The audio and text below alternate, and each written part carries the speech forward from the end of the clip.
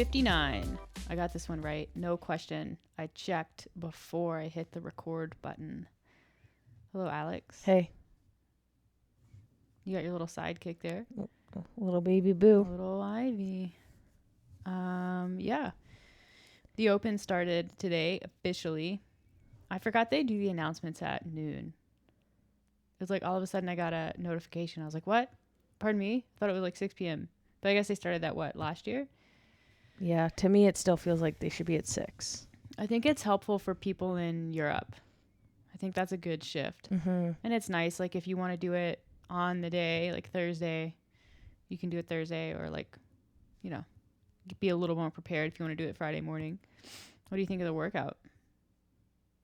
I liked it at first, and then I kind of thought about it, and I was like, ugh, that's a lot of dumbbell snatch. Yeah, but I mean, it's light, but I like it. I do. I think it's a good, like, combination of movements. Do you think it's a good test of fitness? I think it's good for the Open. Mm-hmm. Yeah, I think it's better than a bit more well-rounded than the workout last year with the wall walks and double unders, which just ended up being like just wall walks. Yeah, it was a little too specialized. So I think this is a more well-rounded workout, a better test of fitness. And if you're only going to do 3 tests, like, you know, that's a good. Is she shoving her head like she's underneath? Digging? She's burrowing. She's digging. She's like, I'm actually a badger. Yeah. Did you miss Dave?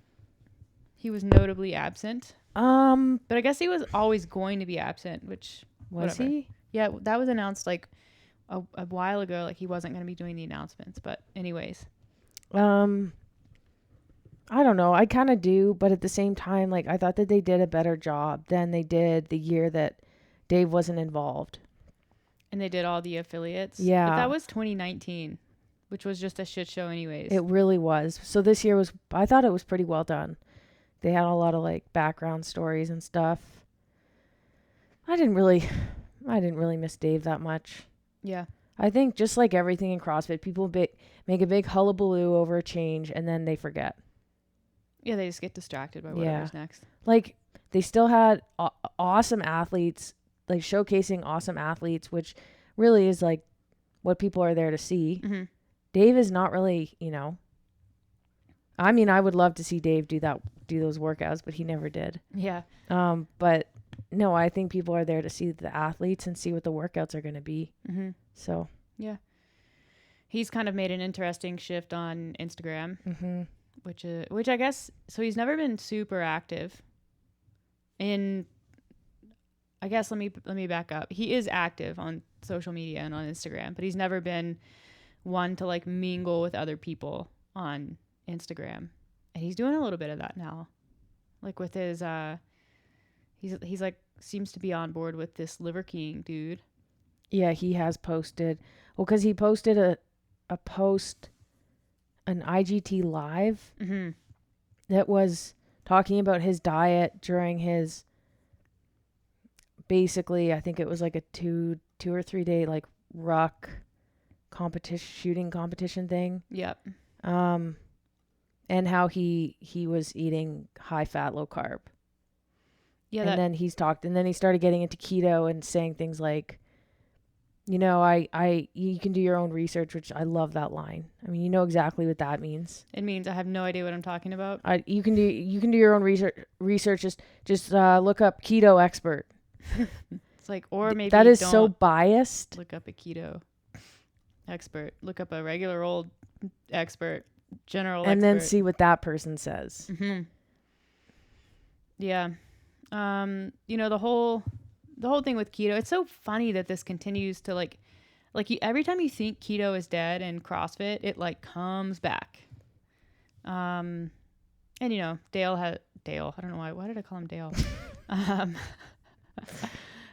Dave has a lot of followers, so of course people are in the comment section saying, like, I did this with keto, I ran this race and I felt amazing, and, you know, all of that stuff. Oh, another thing he said was, you know, there's a lot of research out there. There's a lot of anecdotal research.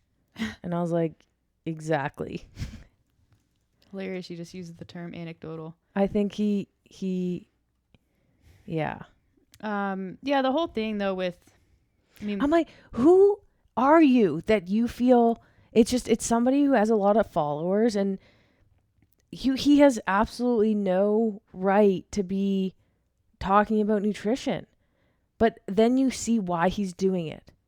And then he goes into the food that he brought, and the Rich Froning Farms beef jerky, whatever it was. Like and then he's posting how he's an ambassador now for them. He gets an ambassador package. It's like you can see through it, but then you go to the comments, and what you want to see is like, really, Dave?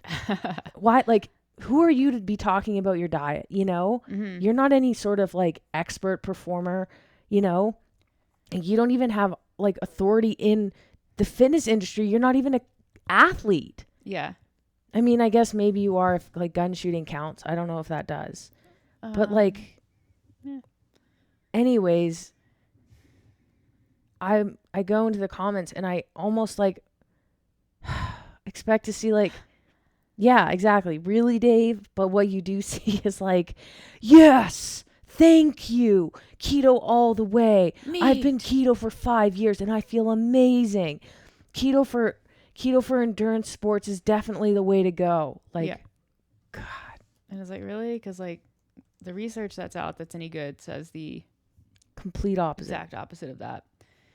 Yeah, the interesting thing about this Liver King guy, number one, he is 100% taking clean steroids. Oh, without a doubt. Like, that's just not even, it's not even debatable. And so I don't know if it's beyond a reasonable doubt. Beyond a reasonable doubt. Which is fine. There's no rule that says you can't take steroids. And then Well, why do you think he's 100% on steroids? Because he has traps that grow up to his ears, because his like whole body skin is like dick skin thin. Like, this dude is the most, like, you do not get that vascular. And like, he's got the belly, and I don't know. You just look at him. It's not difficult to figure it out. It can't be genetics. Here's why I think it's not genetics. Okay. I'm just playing devil's advocate here. I did some research into Liver King, bro. And his name is, what's his name? Brian Johnson.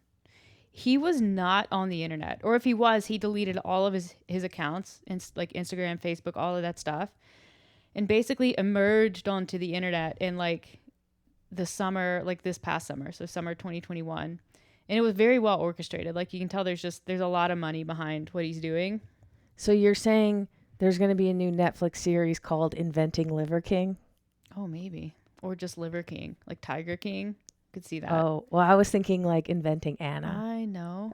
I'm aware. Okay.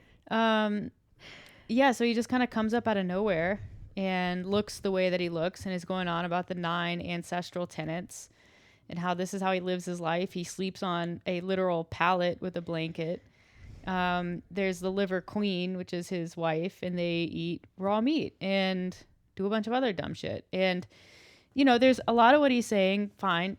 You should spend time outside. I agree with that. Like, a lot of what he says isn't wholly inaccurate, but like taken completely out of context of like what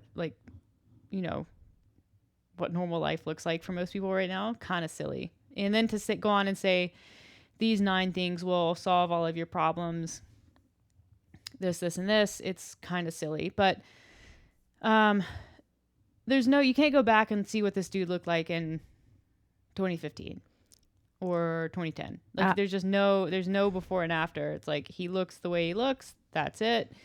It's just a little fishy. And then on top of that, like, it's the classic combination of, I look jacked and I also have a supplement company. Mm-hmm. And those two things just kind of like, those are hand in hand. Like, there are so many bodybuilders out there that do this online, like specifically on the internet, on Instagram, that just use their body and like their looks and the fact that like they're taking steroids to sell whatever bullshit they're selling, because they're allowed to do it. There's no rule that says you can't do that. Just like this dude, there's no rule that says you can't get jacked up on whatever steroid you want and then peddle your ancestral supplement, which, like, to move into the next layer of irony, you're telling me that you're like, you have these 9 ancestral tenets, you sleep on a pallet, you eat raw meat, you do things as close to but you also natural, take supplements. but you're taking supplements, you're taking powders and pills. Mm-hmm. Really? That is a little ironic. Really? It's a little not ironic. It's hypocritical. Yeah. So the whole thing's really I'm odd. I'm going to go ahead and make a guess in that most of his followers are not tenants of the liver diet. They are just there for the entertainment. And I say this as somebody who, when he was posted on Dave's story, looked at his stories for way too long than I would want to admit. He's kind of entertaining.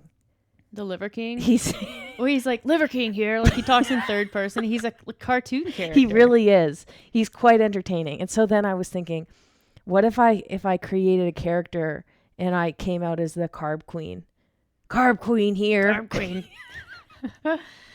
Yeah, I mean, the whole thing's so weird. Like, I would have to like severely dehydrate myself to make those videos in any way comparable. They like the raw meat. Okay, so he took a bite of liver. Yeah, raw. but and what's the point? Like, actually, what's the point? What's the goal? Like, to look like him. It would be cooler if this guy was actually living off the grid with no electricity. Like, but then how could he post? Yeah, that's a good point. But like, can we also recognize the fact that our ancestors had fire and could cook their meat? True. In fact, like, our gut evolved specifically for cooked meat. It's why we don't do a good job eating raw meat now, because we've been cooking our meat for thousands and thousands and thousands of years. We don't eat raw meat. And even like the other day, Savan is eating. He's like, I'm eating raw meat. And he's like, I have ground beef and I put a bunch of lemon juice in it. Why are you following Savan? I don't know. I just check in on him when I feel like I need to see something fucking crazy. But I check in on him every once in a while. And he's like, I took ground beef and I put lemon juice on it. And then he's like eating it. He's like, it's completely raw. And I was like, well, technically that's not raw anymore. And then he feeds it to his kid. I was like, don't feed fucking raw meat to your kid. It's all clickbait. Yeah, you're going to make your kids clickbait. Don't feed your kids raw meat or cured meat. Just don't do it. That's so silly. Yeah, anyways, the whole thing, like, really the main beef that I have, and that is not a pun, that's just what I'm saying. It is like he's such a phony, this Liver King dude. Like, he's clearly on gas or something. And people are just like, no, that's just what happens when you eat organ tissue. I could eat organ tissue and I would not look like him. No, I'd probably like get really lean because I'd be shitting my brains out. But after that wore off, it's just like the whole thing. And like, he's like, he's sponsoring CrossFit events. I'm like, can we not? He is. Ancestral supplements are like, they're starting to pop up in the CrossFit space. Geez. I know. It's like, I lose faith a little bit in this community. So I'm like, guys, can we be better? It's like they're doing ancestral, what is it? Supplements? Yeah. But then they're also doing Monster. Oh, it's hilarious. It's so good. Yeah, I mean, people will believe anything. I like to think that the CrossFit community is a little better, but I don't know. So I wanted to talk about my diet a little bit. Oh yeah. About what part of it? Well, I think through COVID, we haven't really like been doing that much. We haven't? No. Like we go skiing and stuff, but we go to restaurants, but it's pretty infrequent. And when we do go out to restaurants, I usually order something that is similar to what I would be eating at home. So like one thing I really like to get at restaurants is like rotisserie chicken if they have it. It's like your go-to. And then fries. And I have, basically it's just like chicken and then fries. And it's like I know what's in the chicken, and French fries are obviously just French fries, and I know the nutritional value of them. Like I can make an estimate. And even dessert, like you order like a brownie and an ice cream, and you can say like, okay, I know how much is in a brownie. I know how much I'm consuming here. Which is like the opposite of me. So you kind of like plan it out and you're like, okay, I'm going to get chicken and fries. I'm going to go to this place. Yeah. Your dad's like burger and fries. Yeah. And then I'm like, what's the special? And they're like, oh, it's this. I'm like, okay, I'll have that. So we were out for dinner on Monday and we went to a pizza place. And two things. I'm not I think we could get into this in a whole nother podcast. I know you're going to do a deep dive into the research. Are we talking about psychosomatic food sensitivities? Yeah, but just really quickly. Okay. As like a teaser. Okay. I have a psychosomatic food sensitivity. A psychosomatic food sensitivity. And I'll tell you the backstory in another podcast, but in a very short couple of sentences, I used to have really, really, really bad GI distress. And I ended up doing like an entire elimination diet and discovered that I was intolerant to a bunch of these different foods. And it wasn't like I did an IgG test, but they didn't correlate with what I was intolerant to when I did the full elimination diet. I also lost like 13 pounds doing the elimination diet. I wasn't tracking macros back then. So I basically, wasn't eating. Anyway, still doing CrossFit. It was not good. Discovered that I felt better not eating gluten and not eating dairy. So since like 2015, going on 7 years now, have pretty much avoided gluten and dairy. I will eat like bites here and there, but never in large amounts. Like little scone pieces. Like I'll have like the max amount I'll have is like half of a scone. And that's kind of like, that's pushing it now. Before it would be like 1 or 2 bites of Meredith's bread or bagel. So, I've slowly been kind of like dipping my toe into more dairy, more gluten. Like I'm feeling a little bit better with those things, with those items. Also, like I'm taking some time away from tracking because that's another thing I've been doing for like 6 years.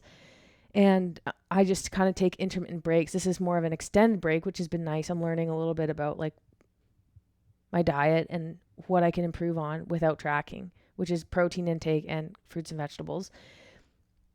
So we go for dinner, we go to a pizza place. And I'm so overwhelmed by the menu because I'm like, there's nothing on this menu that like is safe from both like a dairy and a gluten avoidance thing, but also from like what the hell is even in that?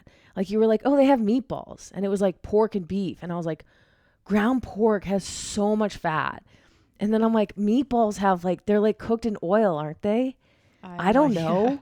So I'm like, okay, I don't want that because I don't know how much is like, I could eat one meatball. It could be like 400 calories. Yeah. Maybe. I can eat 400 calories because I eat French fries, but it's like not knowing what's in it. Are you following? I'm following. You seem confused. No. Okay, so basically I'm like, just order what you want. Order what pizza you want. So you ordered a kale Caesar salad. It had like bacon bits and stuff. And with chicken. And a pizza. It was vegetarian pizza with sausage on it. Yes. And I was like, okay. Well, I mean, it was vegetarian and then we added sausage. Yeah. It wasn't vegetarian with sausage. Yeah. And it would not be.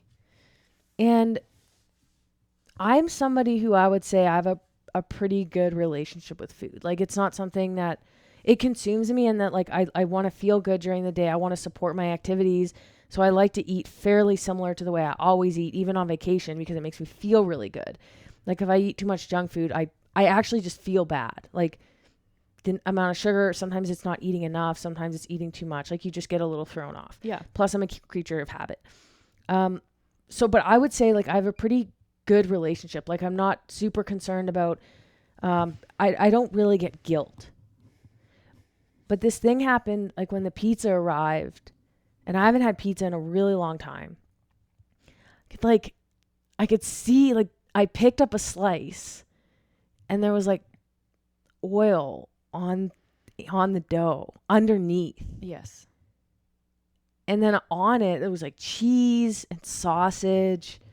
And I'm thinking like, and apparently this pizza had honey on it. It was really good. And I was almost like, I have no idea how to even estimate what's on this pizza. Yes. How much I'm eating. Yeah. So I had to do this thing, which I tell my clients to do all the time, where I'm like, it's fine. I'm going to really enjoy each and every bite of this pizza.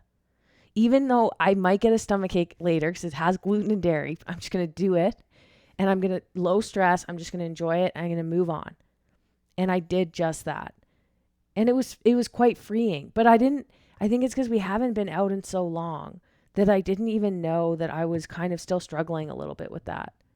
Well, I think there's like a spectrum of struggle with that. And I think if you're someone who's just food aware at all, you look at a piece like a pizza when it shows up and you just like immediately start doing math. And that's kind of how I am. It's like I look at it and it's not, I wouldn't say that I have like food issues. I definitely don't. But there is something like, you eat very plain kind of repetitive food and then you have a pizza put in front of you and part of your brain is like, we don't eat pizza. And we don't on a regular basis, but we do on special occasions. And that was just a night that we had decided to go out. But there's always part of that that's just like, and I think that's not necessarily a bad thing because, I think people get really mixed up with this idea of restriction, and restriction is in the diet's really bad.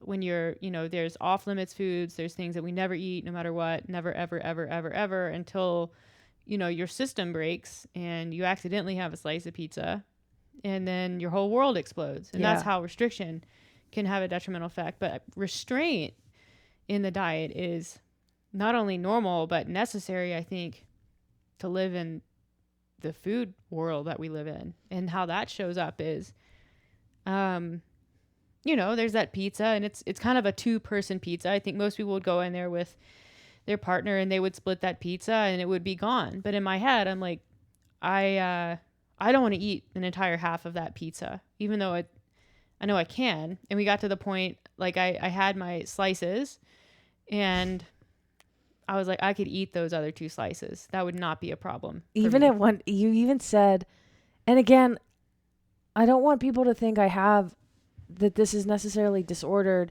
I think, like you said, there is a spectrum. I think it's okay to recognize that there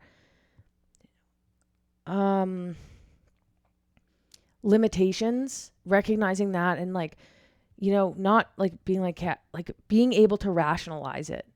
And actually being able to rationalize it. A lot of people can't.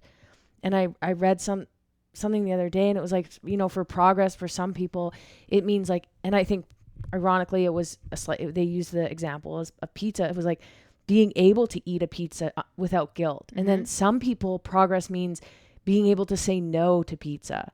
So really there's no one size fits all. Like not everyone should just be like, you never see us being like, just eat the cookie, just eat the pizza, because it doesn't work. It's so individualized. It's so dependent on what people need. And in that moment for me, what I needed was, just eat the pizza. Yeah. Which I did. I was able to be like, enjoy the pizza. But even you even said, you looked at me, we were looking at the platter that the pizza was on. And you're like, you wish you had a napkin to dab it, don't you? And I kind of was like, yeah, like, I don't know. And I kind of grew up as a kid, and this is totally has nothing to do with eating disorder behavior. It was I never really liked fat. Like I hated fat and meat. I think I've explained this. Like I didn't like the way it felt in my mouth. Yeah. And I never. Even my dad would put like butter on my bagel and I would always dab it because I just didn't like oil and butter. Like I never liked cheese. Like I always liked really dry food. Ew. Very plain. I did like fettuccine Alfredo. That is not a dry food. It's not. Very rich. But yeah, I think I just thought it was interesting and I kind of wanted to share my experience because while I think and I talk to people on a daily basis about this. It's like, I think people have this expectation that your relationship with food is going to be perfect eventually, or can be perfect. And in today's day and age, I don't know if that's really possible. No. And, I think it's important to normalize, like, even when your relationship with food improves, you might still have feelings around certain foods, and that's okay. Like, I would say I'm like you, I have a really good relationship with food, but that doesn't mean that I don't struggle at times with, doing what I want to do versus doing what I should do. And then, then it becomes, well, should I do the thing that I want to do because that would help me in this moment? Or should I not do that? Or should I wait and do that on a different day? It's totally normal. Yeah. But I don't let that, the fact that I struggle or I have those thoughts, like, I think a lot of people, and obviously we talk about ourselves a lot on this podcast, but a lot of people think, or I get the impression that a lot of people think that they should be fine navigating this world without cravings. oh, Do you get that? Like, do you get that impression that people will have that expectation that people like us don't get cravings or don't overeat or don't want to eat something, or can restrain ourselves from eating too much of our favorite treat foods? yeah. Yeah. I mean, I think that's also very common. But cravings are like, number one, super normal. That's a natural thing. Cravings for hyper palatable food is even more natural. Like, that makes sense biologically. So it's not something that's ever going to go away, especially when certain foods exist. Like, that's all that is. It's just your brain trying to play little games on you. And I mean, I have days where I'm like, damn, I could go for like a burger and fries and a Frosty. And then I start thinking about the Frosty and I was like, no, I really need to go get a Frosty. And like, that happens. Yeah. And it's like an overwhelming desire to do I go get a Frosty? No, I do not. But, it doesn't mean that doesn't occur. I would be curious to know if people who have bigger problems with snacking report worse problems with snacking have more snack food in their house. Oh, 100%. Yeah. Yeah. So it's like, I think, again, this is just a guess, an educated guess, that the people who don't struggle as much with snacking don't keep the foods that they really like in their house. For me, like, the odd time I bring cookies into the house, they are gone. It doesn't matter how many there are. They are gone within 2 days. Mm-hmm. And I don't ever sit down and eat one cookie. Rarely do I do that. But every time I go into the fridge or the pantry, wherever they are, I have some cookie. Like a little piece? You break a little piece off? Yeah. And like, of course I don't log it because I'm like, I mean, a like tiny bite like doesn't count for anything. I ate it while I stood up. I probably burned it off right away. That's how that works. And then all of a sudden I'm like, who ate all the cookies? Yeah. It's wild. But like, that's happening. And I think I have a little bit more sympathy with people who have kids. And goldfish. Yeah, kids foods tend to be snacky foods. And I don't really know if I have a specific opinion on how you should feed your kids because I'm not a parent and I have no idea really how that works. I'm like, what if you just like didn't have goldfish in your house? Yeah. But then again, I loved goldfish when I was a kid. We never really had goldfish. It was like we had goldfish and then like, what was the other one we would have sometimes? Cheez-Its. Cheez-Its are even more easy to eat than goldfish. We never had any sort of chip stuff because my mom cannot control herself around chips. See? And she knows that. So there and you I go. think as a kid, we just never had I it. too cannot control myself around chips. So I don't keep chips in the house. We used to pick up, so we used to deliver Christmas cookies around and one of the families would give us like Chex Mix. Okay. But it was like baked, like she would season it and bake it. Oh, they would season it with like the Worcestershire sauce. Yeah, it had like pretzels and yeah. Like bran Yeah, they have the little squares, like, chips, like the little brown things. And no, yeah, that's rye one of my chips. mom's like weaknesses. Yeah. We'd get in the car and she would open it immediately and just be picking out the things that she liked the most. And like to me, I'm like, that's not. I don't go for that. I'm more of a cookie person. But she was like, we got to get this out of the house Immediately. Yeah, and so I think people who know that it's like creating friction to a habit. Yeah. But I think I had a client the other day who was like, I think I thought by now I'd have more discipline. I'm like, that's not really the way it works. No. Like you could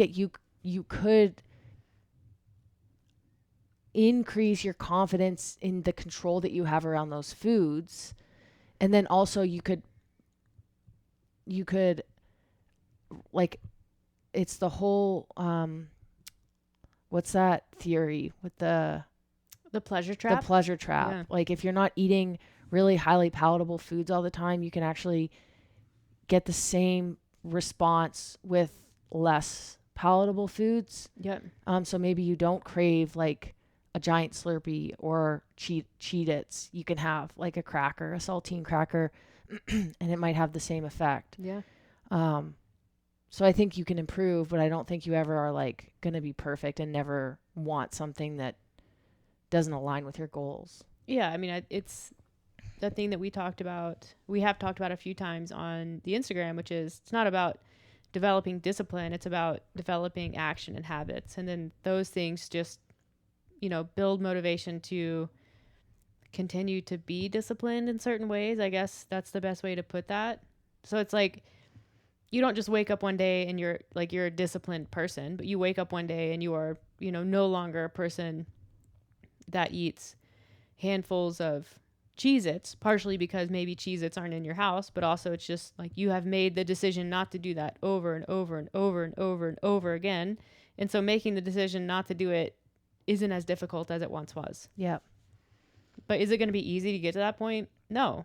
Like you're going to be craving Cheez-Its or Goldfish or Chex Mix or whatever like the food is until your brain stops expecting that you'll provide it.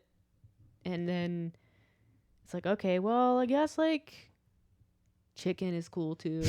Like that's kind of how that works. Yeah. I thought it was kind of interesting, that experience. Very like meta, like nutrition coach struggling with nutrition. This is meta. Yeah. Part of me didn't want to share it because I'm like, no, I'm supposed to be perfect. Yeah. But I'm not. Oh, whatever. I'm just like you listener out there. I thought you were saying me. Like, you are not like me. That is for sure. But yeah, Una Pizza. Super delicious. Would highly recommend. Yeah, the kale salad is unreal. I was actually I'm thinking about that place and I'm not craving pizza. I'm craving that kale salad. Yeah, but that kale salad is a loose term for what? I don't know. It had a lot of kale. Yeah, it was high. It also had a lot of bacon. It was tiny high kale little bacon bits. Yeah, the bacon bits were like. There was also something else crispy. Like instead of putting croutons, they fried up tiny little breadcrumbs. I think they probably just like grated breadcrumbs. They may have. There was a lot of Parmesan in there too. Yeah. But it wasn't like I've had Caesar salads that are drowning in shit, and this was lightly dressed. And you could easily like get a piece and then just give it a shake and like knock off the bacon bits. Just along with dabbing the pizza. Yeah, exactly. Exactly that. The waiter when he was taking our order, I can't remember, asked if we wanted any dipping sauce for the crust. He was like, like marinara or ranch. And I was like, oh, ranch. But I'm from the South and you dip everything in ranch. Like chicken tenders and ranch dressing is like, holy moly. Yeah, I never did that. I was more of like a honey mustard ketchup type person. But you're from Alberta. And then they're like, do you want chilies and chili oil? And I was like, no more oil. And I was like, I do, but I just want to eat the chilies because I really like those Italian chilies. Yeah, that was fun and enjoyable and a good experience for me. It really was. It was. We'll do it again next year. No, we're probably going to go back more frequently now. Yeah. So today, we've already talked for a while, but I think we wanted to touch on expectations Meredith. Oh, well, part of this is because, and like our client influx kind of like ebbs and flows, but for some reason right now we're getting in a lot of like referrals, which I don't hate because it means someone has had a good experience. So like the more referrals means more people are having a good experience, which means they're referring their friends because they want everyone to be happy and with us, and that's awesome. But like for the most part to this point, most of our client intake has come from people who follow us on Instagram, some people who listen to the podcast. And so like I would describe that as like if someone who has followed us for a long time, when they finally decide to sign up, it's a bit like, you're at a ranch and, you're going to get on this horse and it's like, it's got the saddle on and it's like, who's the horse and who's the person riding? The horse is the client. Okay.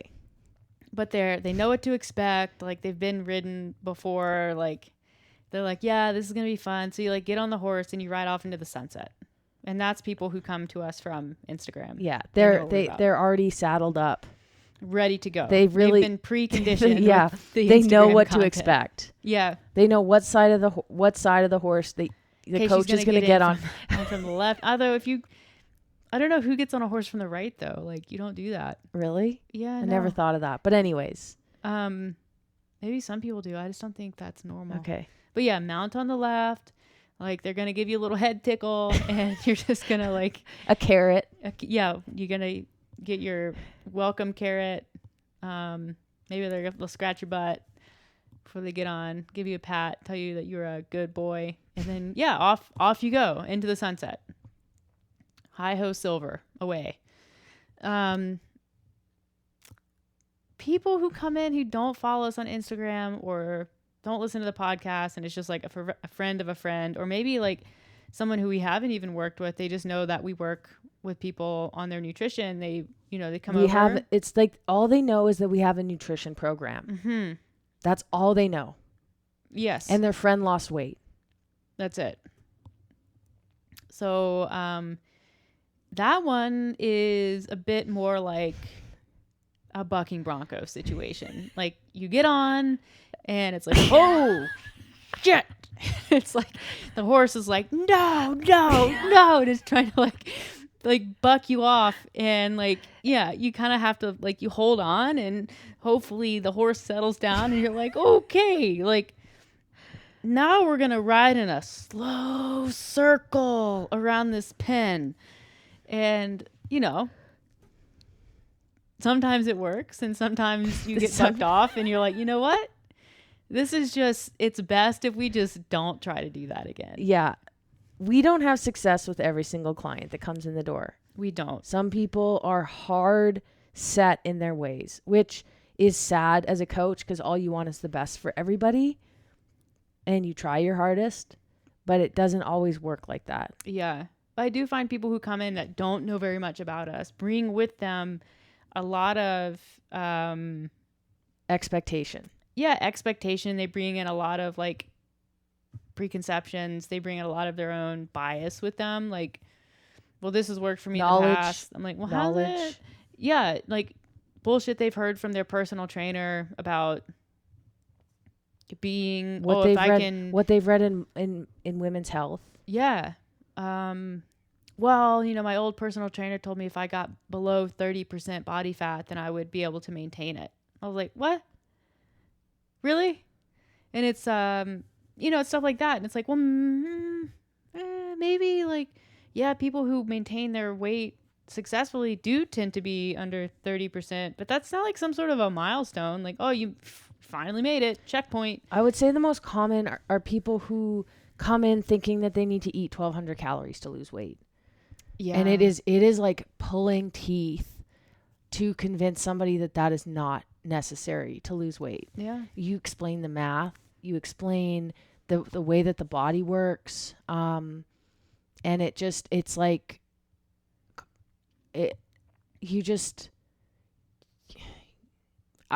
I want to use some sort of phrase like you can lead a horse to water, but you can't make it drink. I did use that phrase. You can barely even get the horse to the water. It's like, no, I want to go drink out of the standing cesspool because it'll make me shit. Like, that's the kind of, and like, that's not to be rude. It's a struggle, but yeah, like people bring there's I think more recently too, like a lot of people come and they have weight loss, but then there are also people who want to change their body composition and get strong and gain muscle. Well, let's start with weight loss. Okay. That's the most common. And then we'll go performance. Okay. Well, let's get on track here, Alex. Sorry, I've got a lot to say. It's been a while since we've done a podcast, so I'm a little chattery. You're getting flustered. Weight loss expectations. Yeah. This is our friend Beth, who owns a nutrition company of her own. I think we posted about it, and then she posted about it, and she makes clients, and I'm like, I'm gonna borrow this idea. When they sign up, they sign an acknowledgement of what reasonable weight rates of weight loss are, and then do you understand what reasonable rates are not? And so, Alex, what's a reasonable rate of weight loss? A reasonable rate of weight loss. How hard is that to say? For almost everyone, including somebody who's 300 pounds, including somebody who's 130 pounds, is approximately 0.5 to 1 pounds of body weight per week in an ideal world. Yes. There are many factors that go into that number. I push that up to 1.5 for someone who's on the larger side. Yeah, that's fair. 1 is slightly above average. 0.75 is where most people need to be sort of aiming, which... There's one thing I'll say is that when I tell people, and I usually put this in the plan, that although that is a reasonable expectation to have if you follow these macros, you will not see those exact numbers week to week. Like there will be ups and downs along the way. It's more like I guess we could say is like expect to lose 2 to 4 pounds per month. Yeah. Or, I mean, you could extrapolate that out. Expect to lose roughly 52 pounds this year. Yeah. I'm just going to start saying that.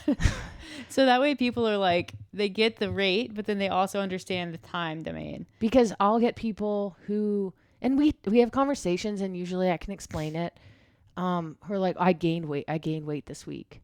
And it's like, yeah. And I was like, I mean, yeah, technically, but that doesn't mean like there's no progress. Let's give it another week. Mm-hmm. You can't look at week to week. That's just not a good picture.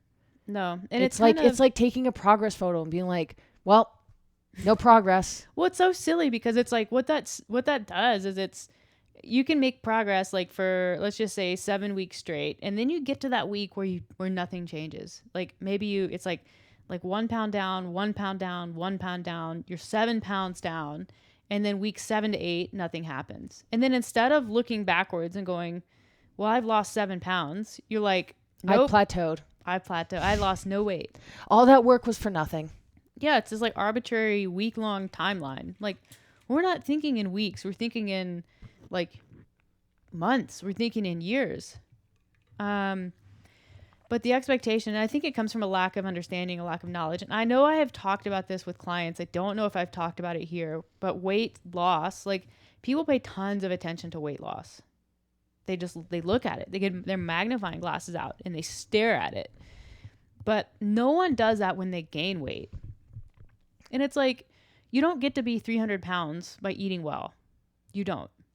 But if I were to say, how, like, can you send me maybe a graph with data that shows me exactly what your weight gain looked like over the last 5 years? No one has that. No one measures their weight as they're gaining it. No one's like, well, yeah, I gained 2 pounds this week and then didn't gain for 2 weeks and then I gained 3 pounds and then I lost weight. No one tracks that. They don't understand that weight loss occurs in the exact same way, which is non-linear weight loss, because weight gain is also change in body energy tends to be non-linear. And the reason is because the human body is so extraordinarily complex. Like there are so many factors that go into just the metabolism alone. So the collection of cellular processes that dictate how much energy our body needs. And then also our activity during the day. That changes day to day. Workouts change day to day. The time you spend on your feet change day to day. The effect that a workout has on the day or day after changes day to day.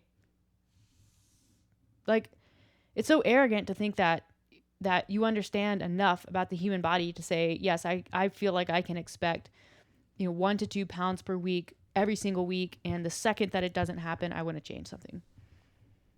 Really? Like, I would say that we are experts, and I don't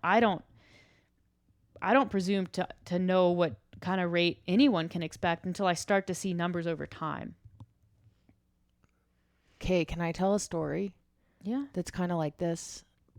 So we had an athlete who's like a top level athlete, and they did a competition. It was like several day competition, expended a lot of energy, but was also eating a lot, like to support that. Has their nutrition dialed in. And like a week after, they were asking us, like, I kind of thought I would have lost weight. And it's like 3 days. Like the math alone doesn't add up. From like an activity level and energy intake level. And then also that it's 3 days. Like, yeah, if you got really dehydrated, maybe, but it's going to come back. But yeah, that mindset it's not limited to people who are beginner in fitness and nutrition. It's people who are experienced in fitness and nutrition who should know. And they still think, why didn't I lose weight? I worked out a ton. Why didn't I lose weight?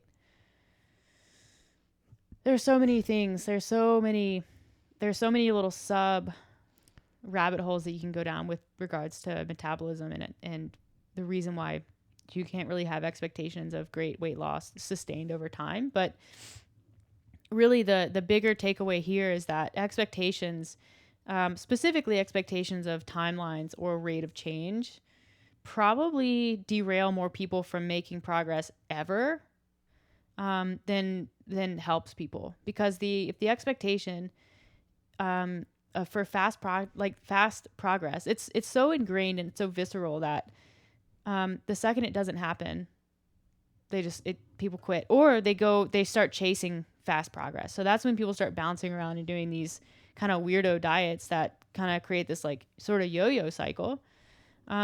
Whereas had the person just steadily been okay with steady, slow progress, you skip all of that drama and trauma. And in a year, you're down 52 pounds, and that's the weight loss transformation that everyone wants. It's just not going to happen in 30 days. It's not going to happen. Or 60 days, or 90 days. It's going to happen in 365 days, but like, what the hell else are you doing? Like, why are people in such a rush? Are people signing up for bodybuilding shows that we don't know about? Like, what else do you have going on? Give it a year. Yeah. Yeah, I would say from my experience as a coach, the people that have the least amount of progress or success with me, I mean, they might go off and find somebody else, are the ones who come in with timelines.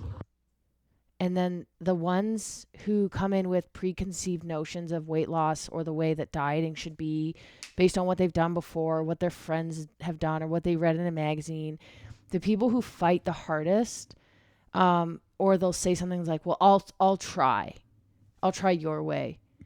Those people also struggle to make progress. Like, there's no trust there. So it's like they're not bought in, because it does take a long time. So it's like they'll say, I'll try. And then, of course, what happens is they don't see any, like, well, in quotes, substantial weight loss in 2 weeks. So it's not working. The people who have the most success, and I'm not talking about people like who come in without any preconceived notions. I'm talking about people who come in who've tried every diet under the sun. They think low carb has worked. They think, Atkins, which is also low carb, Weight Watchers. You should be losing 30 pounds in 30 days or whatever it is.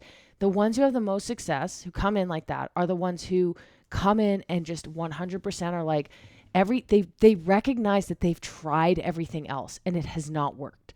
So it's like, I'm going to put all my eggs in in this basket. I trust you. Those are the ones that have the most success. Yeah. Those are the ones who are like, they still ask questions like, oh, well, how come, so-and-so said this to me? How come my trainer told me this? And you say, oh, I never say, well, that's stupid. I say, okay, well, this is probably what they think, but this is how it actually is based on the math or the science or the research. And their response is, oh, okay, thanks. I didn't know that.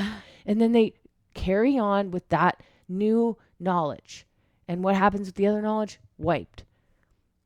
If I could ask for one thing from any client coming in, there's two things. Either or. One would be 100% trust. And two, wipe any preconceived knowledge of nutrition clean in their brains. Come in like a blank slate. Like like as if you were first born. Like the Men in Black neuralizer. Yeah, exactly. The memory eraser. You just like hold it up and you go, and then they forget everything they ever knew about. Well, it's like, their whole lives, but really just about nutrition. Yep. And then you can be like 0.5 to 1 pound per week. And they'd be like, okay. Yeah. I laugh, but I really do wish that would make my job much easier.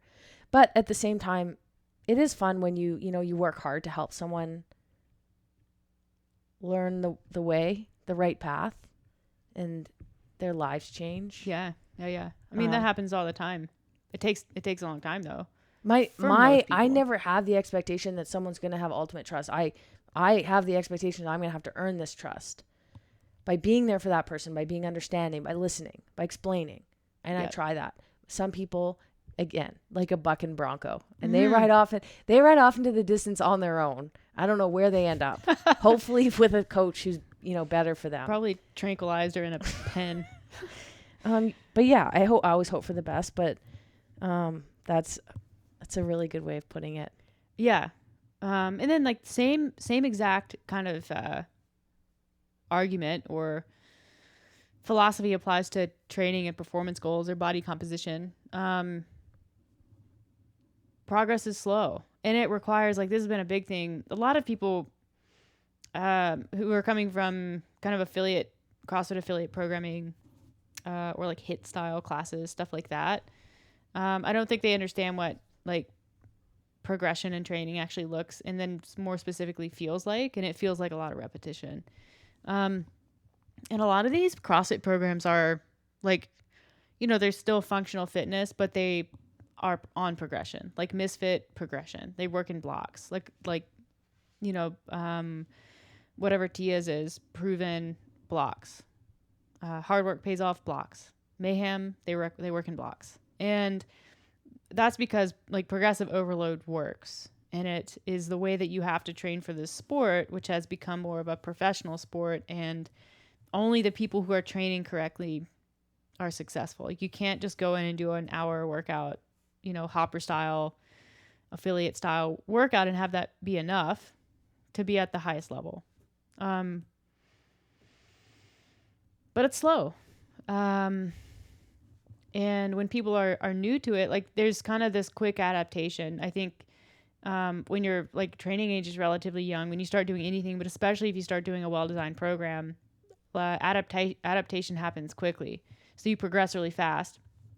But then it slows down. Like, it's like an asymptotic kind of curve. And so the closer you get to your target, or let's say like genetic potential would be that kind of line that you're striving for, the slower progress occurs. And like, the fast adaptation can get you 60, 70% of the way there, but that last 30% of adaptation takes quadruple the amount of time.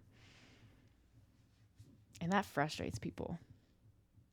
There was an athlete on Instagram who reported that they got a PR the other day on a split jerk, I think, 5 or 10 pounds. Mm-hmm. The last time they PR'd their split jerk, 2017. Yeah. And this is somebody whose life is committed to qualifying for the CrossFit Games, to being an elite athlete. Yeah. Their life revolves around getting stronger and fitter. And it took 4 years to get a PR. Yeah. Well, I mean, that right there is all we need to say. So goodbye. I don't know that I'll ever PR again. I PR'd my bench press not too long ago at 195. And I had PR'd that in 2017. 2017? It must have been. Maybe early. I think it was 2017, maybe early 2018. at 190. So 5-pound PR, 4 years. I PR'd my snatch. Remember at that competition in Edmonton, I hit 175. Yeah, that was 2018. That was 2018, and I didn't PR my snatch again. I hit 180 at OPT during COVID. Yeah. So like last year. 2021. So another 3 years. 3 years. 3 years to hit 5 more pounds on a snatch. Yeah. And that's snatching every single week, probably 3 times a week. Yep. In some shape or form. Yep. Are you okay with that? Yeah. Why? I think for me, I enjoy the process. I don't do it. I do it to get better, but I never have looked back, after a year of being like, I snatch every week. I should have hit 185 by now. Yeah. Why? Well, that has never come out of my mouth. I'm running almost every day. I should be running this fast. Based on what? The phrase, I feel like I should, makes me want to like put my hand through a wall. It makes me crazy. But you get that with weight loss. You get that with performance. You get that. With people making money. I feel like I should be better at muscle ups. I'm like, but why? Are you working on muscle ups? Well, no. But even if they are, it's like you're going to be as good as you are. Yeah. Keep working at it. Maybe you'll get one. You'll add one to your max set in 6 months. I mean, I guess there's value in looking at what you're doing and being like, all right, I've been working at this for 3 years. Am I doing all the right things? Like, is my time that I'm putting in the right, is it moving me in the right direction? Is my training appropriate? Yeah. Is my nutrition appropriate? Like, do I have the most knowledgeable coach? It's okay to look at those things. But if you look at those things and you say, I mean, yeah, I think I've got the best coach. I've got, this person, it's working for this person. Then at that point, it's like, it is what it is. Just keep going. Yeah. It's like, I mean, to bring it back to the money thing, I feel like I should have $1 million, but I don't because I spend my money. Like, could I spend less? But also you just make what you make based on what you do. Yeah. I don't sit around and pout that I don't have more money. Like, I have the job that I have. I spend the money that I spend on things that I want. Like, I have enough savings. And like, it's if I want more savings or I want to be smarter with my money, if I I think that I could have this in a better account, I get a financial advisor, which we have. I don't walk into the garage every day and feel like I should have a Ferrari by now. That's People it, though. don't do, well, maybe they do. Well, but they do, but the argument then becomes, well, so-and-so has a Ferrari and they have tons of money. It's like, yeah, but they aren't you. It's the same, like, well, so-and-so, eats this or does this for training and look at the way they look. Why don't I look like that? It's like, because you're not them. You don't know anything about them. Just like, I don't know anything about, this dude that. There's so many factors. Like, you could be eating the same number of calories as somebody and not look the same. But you've both been living in this world for 30 years. What have you done up to this point? Even that matters. Yeah. I mean, that matters a lot. Oh. There's so many variables, like your athleticism. Yeah. Like, I feel like I should. I hate that. I don't think I've ever said that ever in my whole life. And people say it to me all the time, and it makes me want to. Sometimes I think I feel like we should be arguing less. Yeah. But here we are, arguing again. It's wild, man. But that's it. Like, that's expectation. I'm trying to think if I'm why? Literally, I guess like why wouldn't I say we should work on this? we should stop. But instead, I say I feel like we should fight less. Like, that's I feel so like productive. We shouldn't argue as much. Is that the only context that comes up for you? I feel like I should. I feel like we should. I feel like this should feel easier. Yeah. By now. I mean, I've been in this relationship for over 5 years. I feel like it should be easier. Oh my God. And you still grind my gears. Yeah, that's never going to stop. I feel like you shouldn't be grinding my gears as much as you do. I feel like you should have figured out how to not annoy me so much by now. I feel like you really should have this nailed down. I will admit to thinking that sometimes. I feel like you should know to not fucking leave dishes in the sink, like that. But in the context of money, fitness, and nutrition, no, I've never used that term. Yeah, because you know. It's such a useless phrase. Well, expectations are so useless. Like you know what expectations do? It's like the seed of resentment, either for your personal self or for your coach or for your family member or for your friend, or whoever you put the expectation on. It just plants a seed for failure and resentment. That's all it does. You can set goals. You can have goals. That's not a problem at all. And if you have an unrealistic goal, I will tell you, or whoever in your life will tell you, that's kind of an unrealistic goal. Let's back that down a little bit and then like come up with some shit that you can do daily. That's goals. Goals and expectations, not the same thing. Yeah. I had and I'm almost sure that I've shared this on the podcast, but potentially not in this context. When I was a kid, I played competitive golf. And I think it was either my mom, but I think it was probably my grandpa because he was really into golf. And I would come after a round and I would look at my scorecard and I'd say, I could have parred that hole. If only I had made that putt. I could have shot 72. I should have shot 72, but I had that double. Or if only I didn't, hit that out of bounds, I would have shot 72. And whoever it was, I'll just say it was my grandpa, said, shoulda, coulda, woulda. Yeah, but you didn't. Yeah. You didn't make that putt. Like, what you need to do is just go to the putting green and practice. And maybe you'll make it next time. Savage advice for a 9-year-old. It was good advice, though. I carried that with me. Oh, it's good advice. Anyways. Shoulda, coulda, woulda. Yeah. Stop it. Just stop saying that stuff. I think that's about it. We could have had a great day, but instead you started a fight. We could have had a great day, but instead you didn't do your dish. You could have just washed your plate. You suck. Yeah, like that. Yeah. I feel like you shouldn't have put me in the position. You left your hair in the drain. You're disgusting. These are all hypothetical. They don't actually happen. Never. No. Those were really just examples. Look at the stove. The car's out of gas. Why is the car out of gas? I feel like you should have filled up.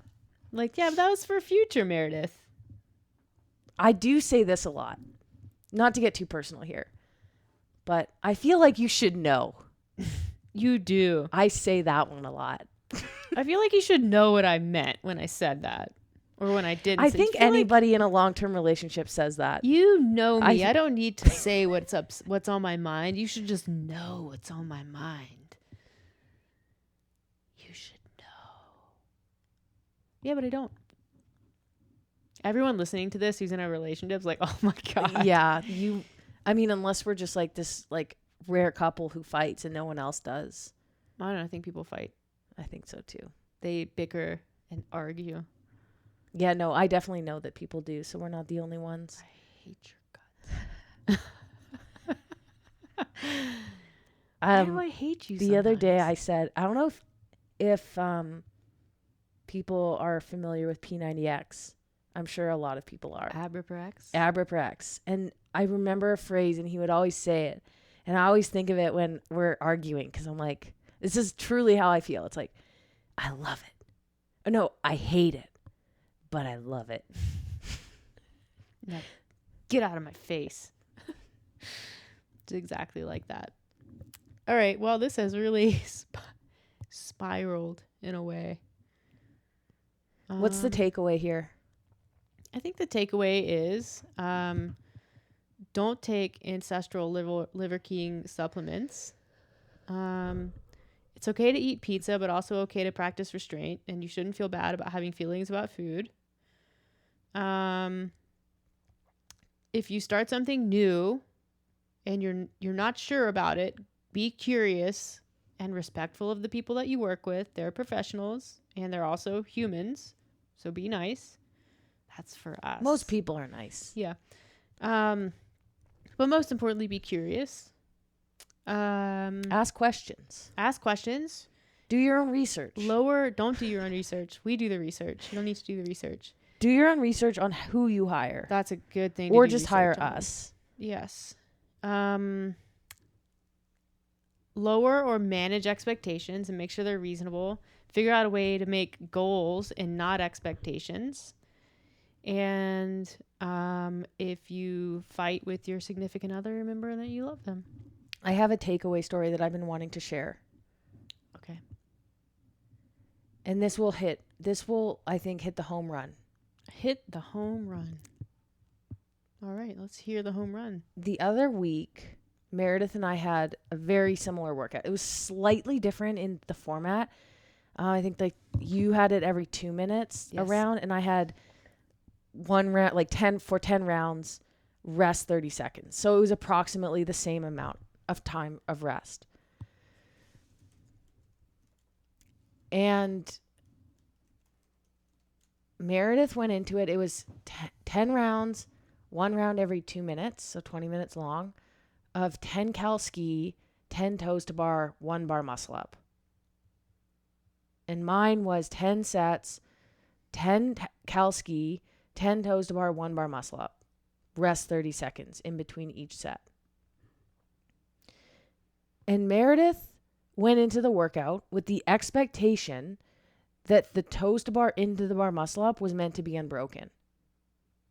I did do that. Yeah. You did. And I think you hit the first couple rounds unbroken. I did like 3 rounds unbroken. And then you started failing the bar muscle up. Because it was like a lot of pulling, and you're doing a bar muscle up after 10 unbroken toes to bar. With not that much rest. No. You're getting like 45 seconds of rest. Yeah. Yeah. And you got so mad. You were like, this workout is too hard. Like, because you felt like you were failing in the workout. And you're like, I don't know what the expectation is. I think you said that. But you knew, like, your expectation going in was, I should be able to do this unbroken.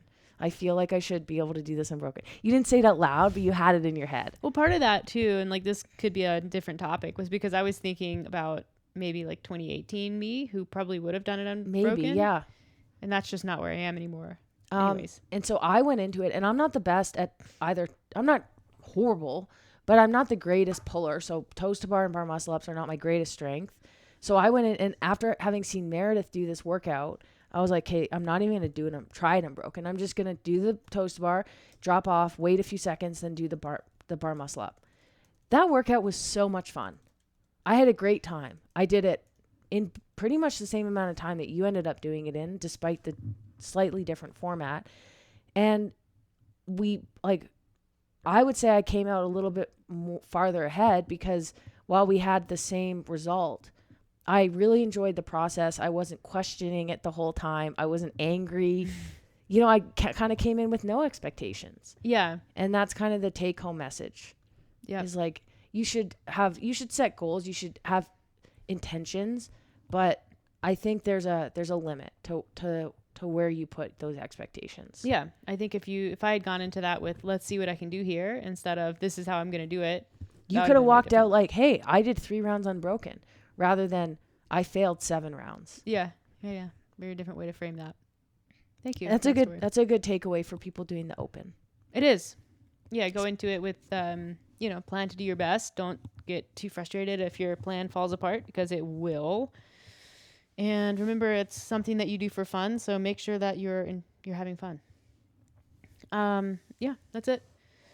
Thanks for listening. We would like, I guess, to officially, if you don't know, we have grown our team once again. We have Marissa Wise joining us as a coach. You can find her on Instagram at marissa.wise. And hopefully we are planning to get some content going and stuff for the open, and new website up soon. So that's the update there. Thanks for listening, and we'll catch you again soon.